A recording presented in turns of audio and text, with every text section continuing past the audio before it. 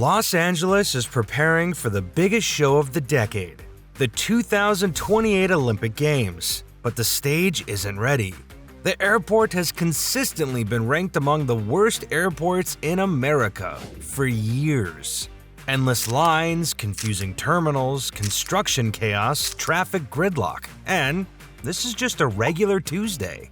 Los Angeles is expected to welcome more than 15 million visitors during the Olympic and Paralympic Games, with millions more expected to transit through in the months surrounding the event. LAX is the second busiest airport in the United States and fifth busiest in the world by passenger traffic. This airport was never originally intended to accommodate over 80 million annual passengers. What happens when Olympic spectators flood the city? To understand how we arrived at this point, we need to rewind to the city's complex past and its ambitious Olympic aspirations. Most cities dream of hosting the Olympics once. Los Angeles will be doing it for the third time, joining London and Paris as the only cities to achieve that Olympic hat trick. In 1932, LA hosted during the Great Depression. No other city bid. Still, it set the bar. The first Olympic Village for male athletes. The first medals podium. The first games to turn a profit. In 1984, LA stepped up again. With a Cold War backdrop and boycotts looming, it delivered what many called the first modern Olympics. Peter Ueberroth's organizing committee utilized corporate sponsorship to privately fund the games, paving the way for future financial models. Those games ended with a $223 million surplus. And now, in 2028, LA aims to surpass both of its own legends. While past host cities were left with white elephants, half-empty stadiums, and financial hangovers, LA aims to be a case study in smart reuse. 0 new permanent venues will be built for LA 2028. Yes, 0. Speaking of thoughtful planning, LA's been doing this kind of thing for nearly a century. Just look at how its airport got started. Before there was an airport, the land now occupied by LAX was a bean farm. The field was leased in 1928 by the city of Los Angeles and called Mines Field, after realtor William Mines. It officially opened in October of that year with little more than a hangar and a dirt runway. The city didn't even want to buy the land at first. People thought aviation was a fad. In fact, Mines Field was chosen in part because it was far from populated areas, back when planes were still roaring, sputtering machines that terrified the neighbors. When World War II engulfed the world, LAX, then known as Los Angeles Municipal Airport, underwent a transformation overnight. The Army Air Forces took over the airfield for war training and logistics. The Civil Aeronautics Authority constructed new runways that could accommodate military aircraft. Lockheed and Douglas had nearby plants, and LAX became the launch pad for the aircraft that would eventually help win the war. When the war ended in 1945, LAX didn't go quietly back to being a small city airfield. In 1949, the airport received its iconic name, Los Angeles International Airport, and with it, the curious X that has stumped many travelers. It turns out the X was a holdover from a simpler coding system used in the 1930s, which had only 2-letter identifiers. When airports transitioned to 3-letter codes, LAX retained its identity by simply adding the X. Then came the 1961 opening of the Jet Age Terminal Complex, a central ring road loop with 7 satellite terminals, designed to minimize walking distances in an era before the introduction of moving walkways. But LAX wasn't done making headlines. No airport has appeared in more movies than LAX. From Catch Me If You Can to Heat, from The Graduate to Kill Bill, LAX has been a stage for actors. Its terminals have seen more celebrity walk-bys than the Hollywood Walk of Fame. Elvis Presley, Marilyn Monroe, the Beatles all passed through LAX. In 1964, 2,000 fans greeted the Beatles at LAX, marking one of the first significant Beatlemania events in America. When Los Angeles won the bid for the 1984 Olympics, LAX faced its first major crisis.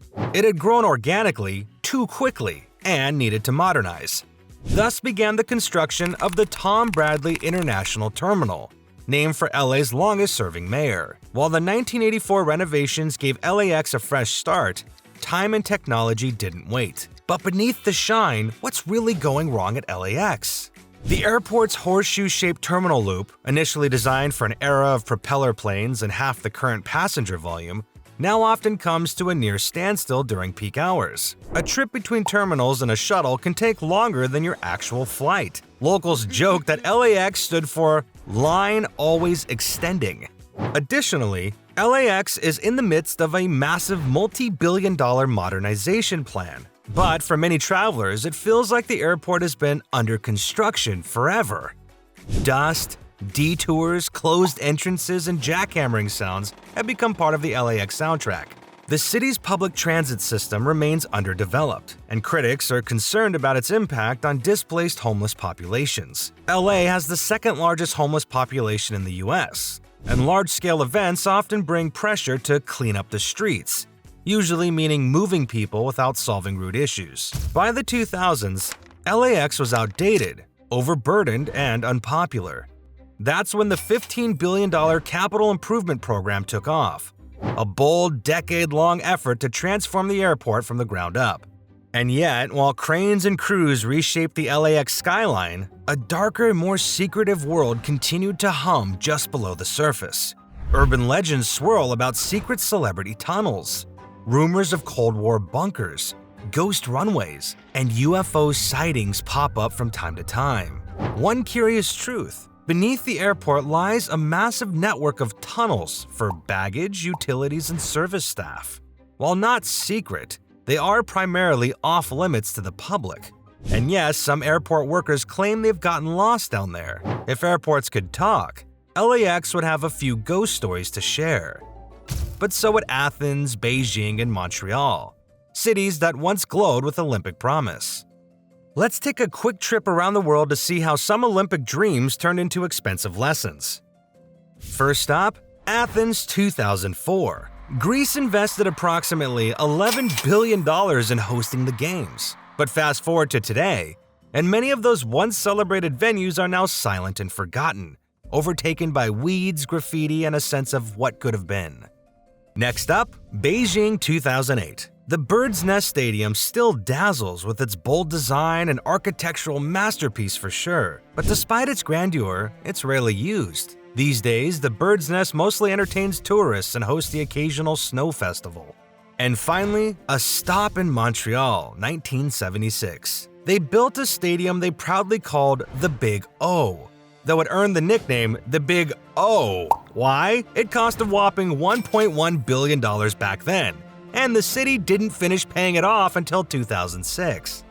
LA says it's learned from these mistakes. The $6.9 billion budget is primarily privately funded, and 85% of the venues are already built or will be temporary in nature. There's no Olympic Village under construction. Athletes will sleep in UCLA dorms. Transportation upgrades like LAX's ongoing renovation and metro expansions were already in motion. If one project symbolizes LAX's Olympic rebirth, it's the Automated People Mover, APM. This $2 billion electric train system will link passengers from the terminals to a new consolidated rent-a-car, Conrack facility, parking, and most crucially, the LA Metro rail system for the first time in history. By the time of the Olympics, international travelers will be able to fly into LAX and connect directly to downtown LA or USC. No taxis, no Uber surge pricing, no highway meltdowns. And LAX's Conrack will house more rental cars than any other facility on Earth, more than 21,000 vehicles. LAX is rapidly transforming into one of the world's most advanced airports. Biometric boarding gates are being rolled out across international terminals, allowing travelers to board their flights with just a glance. And behind the scenes, innovative baggage systems powered by sensors and robotics are speeding up transfers and reducing errors. Every terminal is getting an upgrade, thanks to Delta's $2.3 billion Skyway project. Terminal 3 and Terminal B are being unified into a seamless hub where domestic and international flights connect effortlessly. Once completed, LAX will be the only airport on the West Coast where Delta travelers can flow from local to global without skipping a beat. Terminal 9 is a brand new terminal, set to rise just east of Sepulveda Boulevard, and promises to be one of the most advanced ever built. Rumor has it, though not officially confirmed, that Terminal 9 may feature the first robotic concierge system in a U.S. airport, utilizing mobile robots to assist travelers with directions, language translation, and real-time updates. The Olympic Organizing Committee is also thinking smart. Instead of building brand new venues, they're reimagining LA's most iconic sports arenas. Legendary sites like the Los Angeles Memorial Coliseum, Sophie Stadium, Crypto.com Arena, and the sparkling new Intuit Dome, future home of the Clippers, will host the 2028 action. For the opening ceremony, Sophie Stadium will be transformed into a high-tech Olympic Coliseum, with stunning digital projections, towering torch platforms, and a stage built to dazzle 70,000 fans. And of course, there's the Los Angeles Memorial Coliseum, the only stadium in history to have hosted the Olympics 3 times: 1932, 1984, and now 2028. It's a symbol of LA's Olympic spirit, a timeless monument to athletic greatness. Will it all be ready in time? No Olympic transformation comes without turbulence. Transportation experts caution that while many pieces will be in place by 2028, some elements may still be unfinished or delayed due to supply chain issues, labor shortages, or funding constraints. LAWA denies any significant delays, but the Olympic torch waits for no one. So, will the Los Angeles 2028 Olympics set the golden standard for modern games, or serve as a cautionary tale? Only time will tell. Check out the rest of our videos where we uncover secret tunnels beneath the Pentagon or hidden bunkers below the White House. LA 2028 is just the beginning.